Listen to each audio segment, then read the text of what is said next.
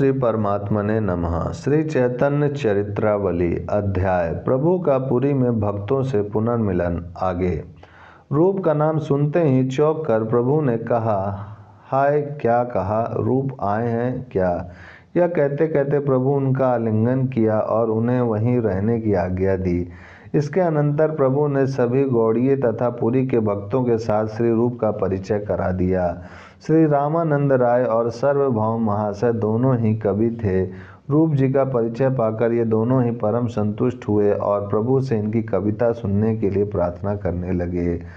एक दिन प्रभु राय रामानंद जी, सर्वभौम भट्टाचार्य, स्वरूप दामोदर तथा अन्यान्य भक्तों को साथ लेकर हरिदास जी के निवास स्थान पर श्री रूप जी के नाटकों को सुनने के लिए आए।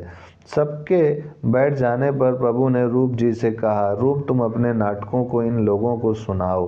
ये सभी काव्य मर्मज्ञ, रसज्ञ और कवि हैं। इतना सुनते ही रूप जी लज्जा के कारण पृथ्वी की ओर ताकने लगे।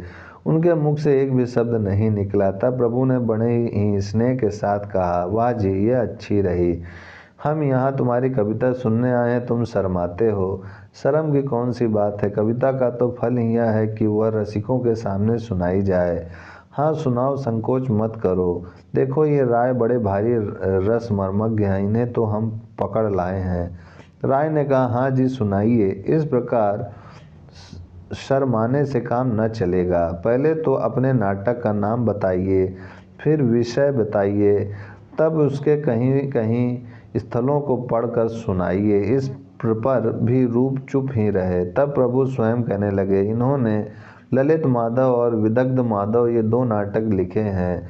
विदग्ध माधव में तो भगवान की ब्रज की लीलाओं का वर्णन है और ललित माधव में द्वारकापुरी की लीलाओं का। इनसे ही सुनिए।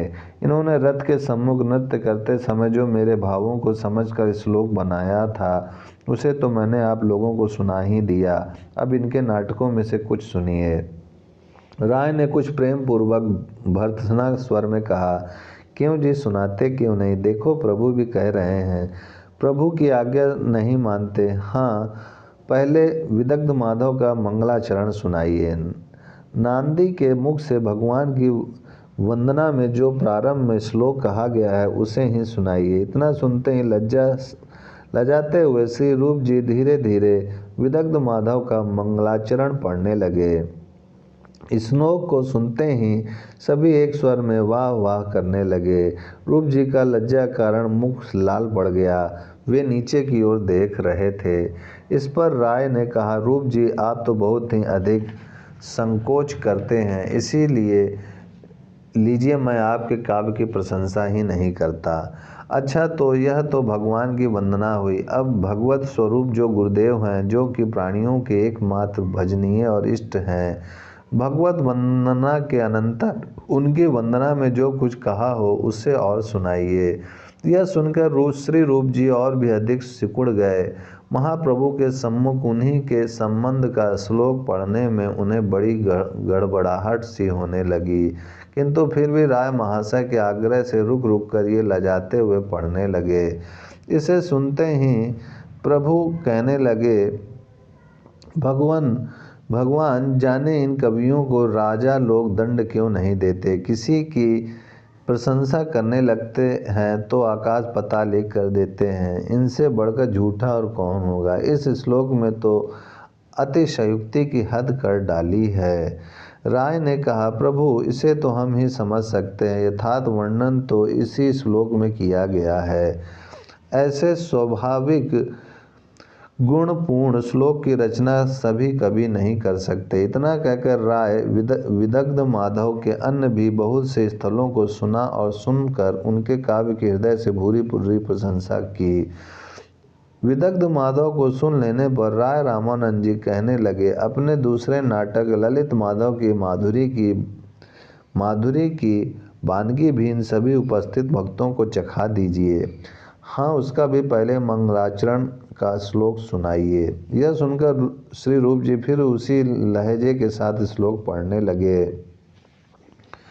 असुरों की स्त्रियों के स्तन रूप चवकों को और मुख रूपी कमल समूहों को जो शोकग्रस्त बनाते हैं और अपने चकोर वृंद के समान समस्त अपनी सुंदर शीतल किरणों से सुखी बनाते हैं, वे ही श्री मुकुंद के यश रूपी पूर्ण चंद्र तुम्हें चिरकाल तक प्रसन्नता प्रदान करें।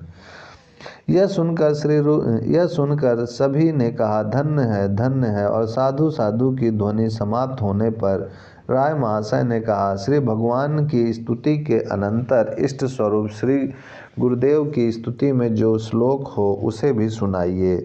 उसके श्रवण से यहाँ सभी उपस्थित भक्तों को अत्यंत ही आह्लाद होगा। हाँ सुनाइए।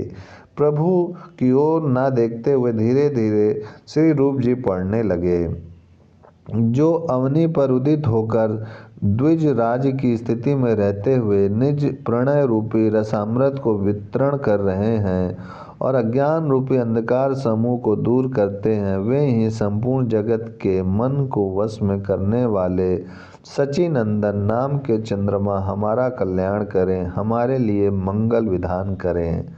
इस श्लोक को सुनते ही प्रभु कुछ बनावटी क्रोध के स्वर में कहने लगे, रूप ने और संपूर्ण काव्य तो बहुत ही सुंदर बनाया, इनका एक एक श्लोक अमूल्य रत्न के समान है, किंतु जाने क्या समझकर इन्होंने ये दो एक अति संयुक्तिपूर्ण श्लोक मड़ियों में कांच के टुकड़ों के समान मिला दिए हैं। इस पर भक्तों ने एक स्वर से कहा, हमें तो यही श्लोक सर्वश्रेष्ठ प्रतीत हुआ है। बात को यहीं समाप्त करने के लिए राय महाशय ने कहा, अच्छा छोड़िए इस प्रसंग को, आगे काव्य की मधुरिमा का पान कीजिए। हाँ रूप जी, इस नाटक के भी भावपूर्ण अच्छे स्थल पढ़कर सुनाइए। इतना सुनते ही श्री रूप जी नाटक के अन्याय नए स्थलों को बड़े स्वर के साथ सुनाने लगे। सभी रसमर्मज्ञ भक्त उनके भक्तिपूर्ण काव्य की भूरी भूरी प्रशंसा करने लगे। अंत में प्रभु रूप जी का प्रेम से आलिंगन करके भक्तों को साथ लेकर अपने स्थान पर चले गए।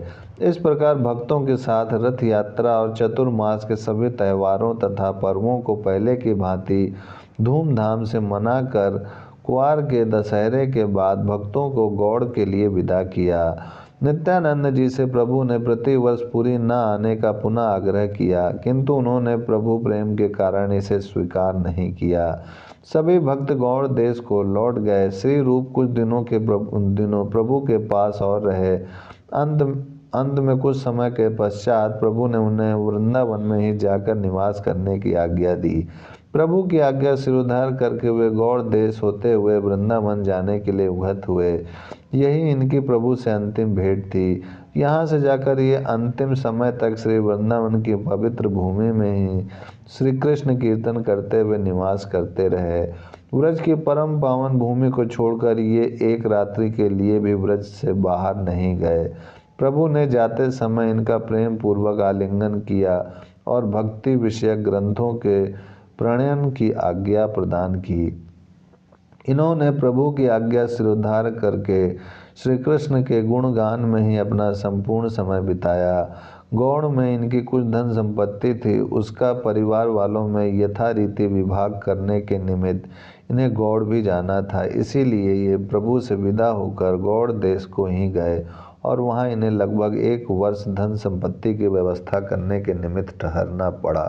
ओम शांति शांति शांति।